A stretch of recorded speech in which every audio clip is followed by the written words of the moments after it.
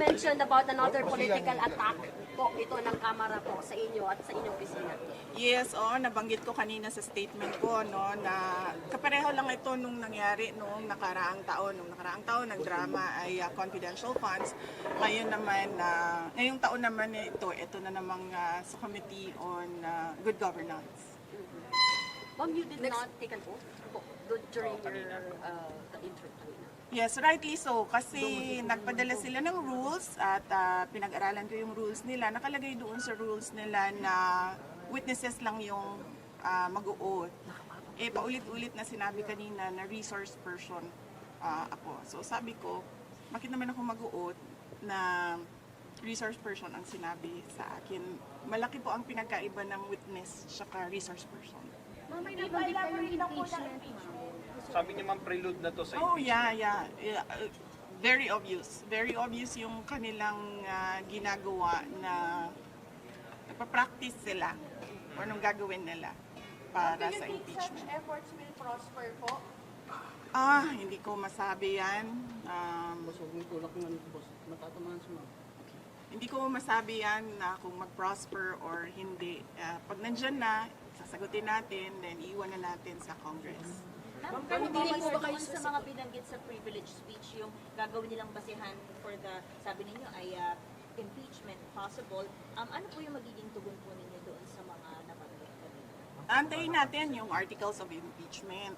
Doon tayo magbabase kung ano yung isasagot natin dahil hindi naman natin alam kung ano talaga yung final na isasulat nila. Nagte-testing sila ngayon kung ano yung gagawin nila. But how do you say, ma'am, na testing po ito for impeachment? Oo. Paano niyo po nasabi? Kasi nagsabi na siya kanina, diba? Determination of malfeasance, non-feasance, misfeasance. So, ibig sabihin, merong ginawang mali. And you say, and that for you? Bakit pumarap kayo sa mga congressman kahit alam nyo na kayo mismo yung iimbestigahan dito sa pagdinig? Opo, nakatanggap ako ng invitation mula sa kanila para sa pagdinig ngayong umaga na ito. At marami sa mga opisyal ng Office of the Vice President nakatanggap din ng invitation. And lahat sila, ako yung pinadala nila na authorized representative nila. Kaya nandito ako. Bakit hindi kayo nagdalawang isip na hindi lumala? Kasi no second budget committee hearing, hindi po kayo. Para matapos na kaagad, para masabi ko na kung ano yung posisyon ko at ma-lodge na kaagad dyan na nag-attend ang Office of the Vice President. Ma'am, sakaling ipatawag ulit kayo. 700 million na budget for 2025 na pinupose ng House. Yes sir. Kung ano man yung budget na lalabas sa GAA, yun yung gagamitin ng Office of the Vice President. Dadalo po kayo sa September 23 plenary debates ng budget niyo po ng House. Hindi pa namin nagpag-usapan sa opisina kung ano yung gagawin para sa plenary debates. But we will let you know kung nandoon kami. Mag-coordinate po ba kayo kay Kong Aguio? The budget sponsor. Sumulat siya sa aming opisina at sinagot ko siya. Sabi ko, nagsabit na kami lahat ng documents na kinakailangan nila at iniiwan na namin to the pleasure of Congressman Martin Romualdez ang budget. Ma'am, nung opening po nung plenary debate, sinabi po ni Martin Romualdez, ni Speaker po, na hindi daw ito tolerate ng House ang hypocrisy and Huwag daw magturo ng kamay. wag daw magturo ng kamay, ng mga daliri, kamay. Misuse of funds. Yun yung ginagawa nila ngayon di ba? Nagtuturo sila ng daliri nila, ilang daliri yung nandyan sa loob ngayon na ginawa ko daw. Ma'am, kung hindi kayo matatakbo ng 2028, tatakbo kayo ng 2025? Sandali, sir. Ang layo ng 2034. 25. 20, hindi ako tatakbo sa 2025 elections. Magpapahinga ako for midterm elections. Ma'am, ang nasabi pala ni Speaker is yung hindi daw niya ito tolerate ang hypocrisy and evasion. Ano pong reaction niyo doon? Pero wala naman po siyang pinangalanan. Malamang ako yon dahil tinatanong ninyo ako ngayon about sa kanyang speech at sinasabi ko kung kung ano yung ginagawa nila ngayon dyan sa loob, yan yung inilarawan niya sa kanyang speech. Ma'am, you requested the committee to terminate this lang, minsan hearing. lang. Oo nga, oo. Ma'am, you requested. Thank you, Wala ma'am. naman na tayo, lunch break na. Thank you, ma'am, for accommodating us. Ma'am, you requested the committee to terminate na po itong hearing. Why? Oo, kasi yun yung posisyon ko. Nagpa-practice sila kung ano yung kakagat sa impeachment. Kahit anong gawin nila, wala talaga kaming ginawang mali sa Office of the Vice President.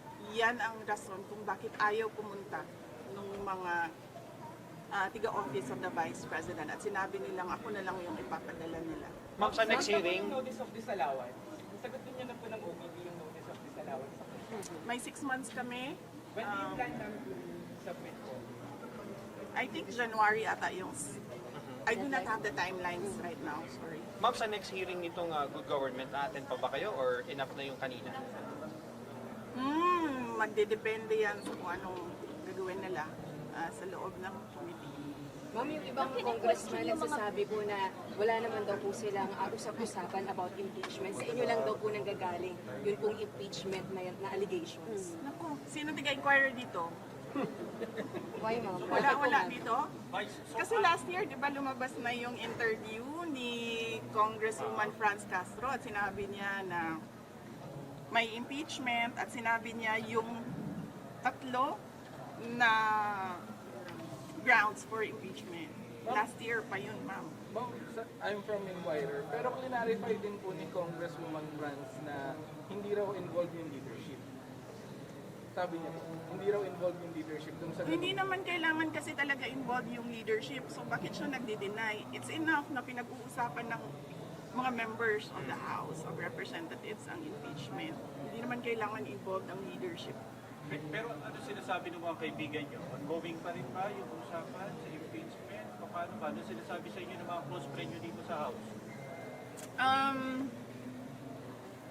Ang sinasabi sa akin ng mga tiga Mindanao, ang sinasabi sa akin ng mga tiga Mindanao ay pinag-uusapan talaga ang impeachment. At kapag tinatanong sila kung anong mangyayari sa 2028, ang sinasabi nila si Speaker Martin Romualdez daw ang candidate for 2028. Ma'am, Si amid all... President Marcos, nagkausap na ba ulit kayo amid sa mga nangyayari na ito? Wala. Hindi naman kasi kami talaga nagkausap niyan. Hindi kami magkaibigan. Unang-una, nagkakilala lang kami dahil naging running mate kami. So, bago pa man kami naging running mates, hindi na kami nag-uusap. Nagkausap lang kami during campaign at dahil sa trabaho noon, banda ngayon, hindi na kami nag-uusap. po yung last na Ang kaibigan ko talaga si Senator Amy Marcos. Kilala niya ako since 2012. Pero ma'am, kailan po yung last na pag-usap niyo po ng Nung nag-tender ako ng resignation, yun yung last na nagkausap kami ni President Ma'am, do you think Marcos. kung si President Marcos magsalita para sa inyo on behalf of you, baka maayos kaya itong nangyayari dito sa Kongreso? Alam nyo, kasi madami hindi nakakilala sa akin, pero mag-share ako konti ng ugali ko. Hindi ako humihingi ng tulong. Alam yan ng tatay ko, naging mayor siya, naging president siya. Hindi ako humihingi ng tulong talaga. Kaya nga kanina kung nakita ninyo, kung nakita ninyo, lumapit ako kay Congresswoman Gloria Arroyo. Sinabihan ko siya, ma'am, huwag ka na magpa-stress. Dahil dito sa ginagawa nila sa akin, kaya ko ito. Don't stress yourself about it. Yan din ang sinabi ko kay Congressman Marcoleta. Ma'am, sa gitna po ng lahat ng ito, how are you po? How do you feel about what's happening right now? And you mentioning even about the impeachment complaint or possible. Iniisip ko lang na kapartihan ng journey ko as a government official, yung lahat ng nangyayari ngayon. Ma'am, sa tingin niyo po may hand si PBBM sa nangyayari ngayon dito sa Congress? Actions against you and the Duterte family. Sa tingin niyo may hand si Pangulo? Ma'am, hindi ko sagutin yan kasi sarcastic yung sagot ko dyan. Next. So, kumusta si Presidente Duterte? Kumusta yung mga advice niya sa inyo sa nangyayari ngayon na Bibi? Okay naman ata siya. Hindi kami nagkakausap ni former President Rodrigo Duterte. Pero sinasabihan ko lagi yung mga nakapalibot sa kanya, nasabihan siya na huwag pa-stress sa nangyayari. Tulad ng sinabi ko din kay Ma'am GMA kanina. Ma'am, may regrets ba kayo na sumama kayo sa Unity kasama si President Marcos? Medyo mahaba kasi yan eh. It needs a sit down. Sit down tayo, ma'am. Wala na, ma'am. Upo kayo. Anyways. May basihan ba yung sinasabi niya na this is targeted para sa 2028, hindi kayo iboto ng mga tao? May basihan ba yun? May plano na ba kayo sa 2028, ma'am? O siya ang nagsabi. Yung Pero kayo, ma'am. sino yun? Yes, yung nag-privileged speech. Siya yung nagsabi Pero kayo, ma'am, na ano daw, huwag pagkatiwalaan. Yan ba yung gusto or nag-aambisyon mag-presidente? Siya yung nagsabi. pero kayo, ma'am, wala Pero kayo ba, tatakbo ba kayo 2028? Noong 2019, tinanong ninyo ako kung tatakbo ako sa...